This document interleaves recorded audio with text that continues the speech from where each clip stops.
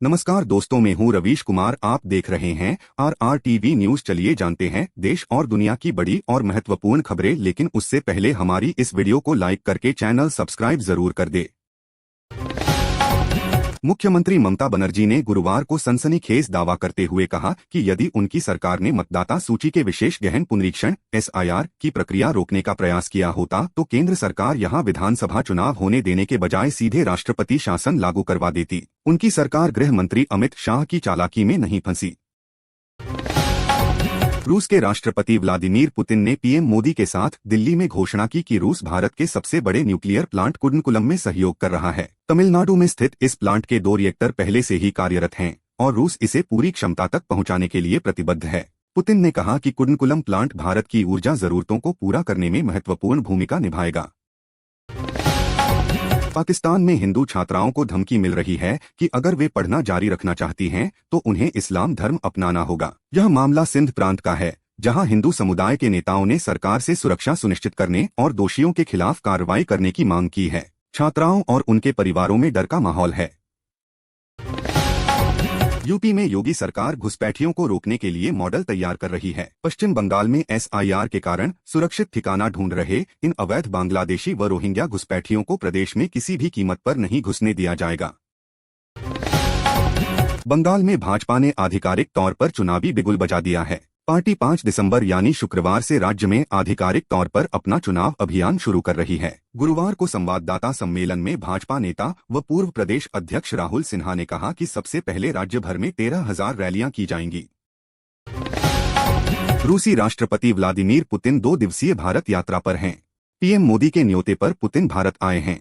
रूसी राष्ट्रपति का विमान गुरुवार शाम दिल्ली के पालम एयरपोर्ट पर लैंड हुआ था। दोनों देशों के बीच कई अहम समझौतों पर हस्ताक्षर होंगे। तमिलनाडु में दक्षिण के अयोध्या कहे जाने वाले अरुलमिगु सुब्रह्मण्यम स्वामी मंदिर का मुद्दा सुप्रीम कोर्ट तक पहुंच गया है। विवाद मंदिर के प्रबंधन और संचालन में कथित भ्रष्टाचार को लेकर है। याचिकाकर्ताओं ने मंदिर की पवित्रता बनाए रखने के लिए प्रबंधन में सुधार की मांग की है। उत्तर प्रदेश में बिजली विभाग ने एक नई व्यवस्था लागू की है, जिसके तहत बिल न भरने पर उपभोक्ताओं का कनेक्शन सीधे मीटर से काट दिया जाएगा। UPCCL ने बिजली चोरी रोकने और राजस्व बढ़ाने के लिए यह कदम उठाया है। बढ़ती महंगाई के चलते सरकार दे रही है गरीब लोगों को LPG गैस सिलेंडर फ्री और उसके साथ 1,000 रुपए की मुफ्त सहायता दी जाएगी। चांदी में लगातार तेजी चल रही है। ये तेजी अपने चरम सीमा पर है। कमोडिटी मार्केट खुलते ही चांदी में तूफानी तेजी देखी जा रही है। सुबह 10 बजे के आसपास चांदी में 1,800 रुपए से ज्यादा का उछाल है। हालांकि सोने में अभी हल्की तेजी है। इस समय सोने में लगभग 300 रुपए प्रति 10 ग्राम की तेजी। रूसी राष्ट्रपति व्लादिमीर पुतिन की भारत यात्रा के मद्देनजर दिल्ली को एक अभेद्य किले में बदल दिया गया है। शहर में स्नाइपर, एंटी ड्रोन शील्ड और 5 स्तरीय सुरक्षा घेरे के साथ सुरक्षा के कड़े इंतजाम किए गए हैं। दिल्ली पुलिस और सुरक्षा एजेंसियां मिलकर काम कर रही हैं ताकि पुतिन की सुरक्षा में कोई चूक न हो। पूरे भारत में किसान कार्ड डाउनलोड और बनवाने की प्रक्रिया जोर शोर से चल रही है। सरकार ने सभी किसान भाइयों के लिए ऑनलाइन रजिस्ट्रेशन और कार्ड डाउनलोड की प्रक्रिया आसान कर दी है, जिससे वे घर बैठे अपने स्मार्टफोन या कंप्यूटर से किसान कार्ड बना और डाउनलोड कर सकते हैं। 19 मिनट वाले वीडियो का एक पुलिस वाले ने सच बताया है, जिसकी फुटेज इंटरनेट पर वायरल है। क्लिप में पुलिस वाला यह भी बताता है कि जो लोग इसे बार बार शेयर कर रहे हैं वह भी मुकदमे का शिकार हो सकते हैं। अमेरिका में गुरुवार को US एयरफोर्स का एक F-16 लड़ाकू विमान क्रैश हो गया। हादसे से कुछ सेकंड पहले पायलट सुरक्षित बाहर निकल गया, जिससे उसकी जान बच गई। पीएम मोदी और पुतिन की मुलाकात ने पश्चिमी देशों को बड़ा संदेश दिया। अमेरिकी मीडिया ने कहा, भारत रणनीतिक स्वायत्तता से पीछे नहीं हटेगा। पुतिन का मोदी की कार में सफर करना कूटनीतिक प्रतीक माना गया। विधायक हुमायूं कबीर द्वारा मुर्शिदाबाद में बाबरी मस्जिद बनाने की जिद के बाद तृणमूल कांग्रेस ने उन्हें पार्टी से निलंबित कर दिया। पार्टी से सस्पेंड होने के बाद वे नई पार्टी बनाने का ऐलान कर दिए हैं। साथ ही उन्होंने कहा कि वे बाबरी मस्जिद बनवाकर ही रहेंगे, चाहे इसके लिए जान ही क्यों न देना पड़े। अमेरिकी राष्ट्रपति डोनाल्ड ट्रंप ने दुनिया भर में कई युद्ध रुकवाने के लिए अपनी सरकार की तारीफ की है। साथ ही कहा कि रूस यूक्रेन युद्ध रुकवाने के लिए भी अब उनकी सरकार कड़ी मेहनत कर रही है।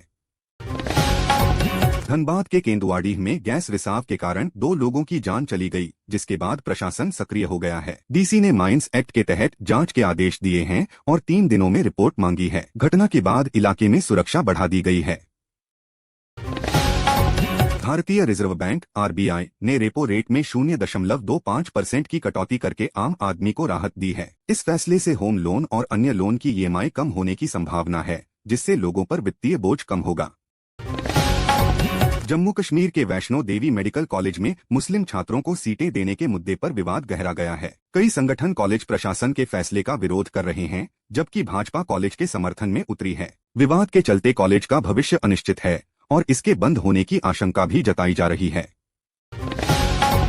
बेंगलुरु पुलिस ने अंतर्राज्यीय तस्करी के 2 मामलों में 1.75 करोड़ रुपए का लाल चंदन जब्त किया है। पुलिस ने 5 लोगों को गिरफ्तार किया है। पुलिस को सूचना मिली थी कि लाल चंदन लेकर वाहन शहर में प्रवेश करने वाले हैं। वाहन आंध्र प्रदेश से आ रहे थे। पुलिस मामले की जांच कर रही है और गिरफ्तारियां होने की संभावना है।